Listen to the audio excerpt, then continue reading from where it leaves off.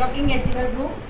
આજે આપણે મળી રહ્યા છીએ ચાણસ્મા તાલુકાના સેવાળા ગામમાં આશાબેન રાવલને.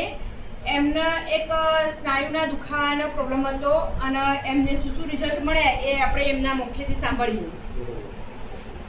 તો મને કમરનો દુખાવો હતો, પગે પણ હોજા આવતા હતા અને ત્રીજા મણકાની અંદર ઘસારો પણ હતો. એટલે ઘસારામાં ડૉક્ટરે એવું મને કીધું હતું કે બેન તમારે પાટો રાખવો પડશે અને દવા તમારે આ જીવન એક ગોળી તો ચાલુ રાખવી જ પડશે. પણ આરીએ મને ગોળી 1 મહિનો મને લેવાથી મને ઘણો બધો ફરક પડી ગયો.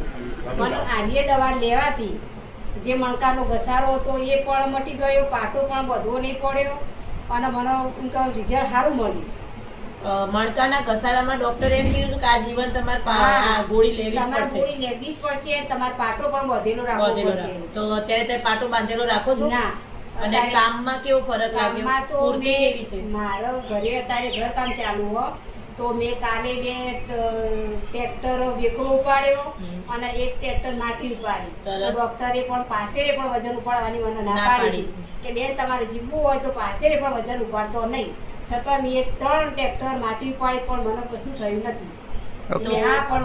બહુ સરસ છે. તો દોસ્તો તમે જોઈ રહ્યા છો કેટલું શાનદાર રિઝલ્ટ મળ્યું છે બેનને, કે એમને બિલકુલ વજન ઉપાડવાની જ ના પાડી હતી ડોક્ટરે. તો બેને સારું એવું કામ બી કર્યું છે. તો કેટલા મહિના થયા તમારે નોવા લીધે? 1 મહિનો. 1 મહિનો. તો 1 મહિનામાં આટલું શાનદાર રિઝલ્ટ મળ્યું છે. તો આવા વધારેમાં વધારે રિઝલ્ટ લેતા રહીશું આપણે. રોકિંગ રેનાટસ, રોકિંગ એચીવર ગ્રુપ.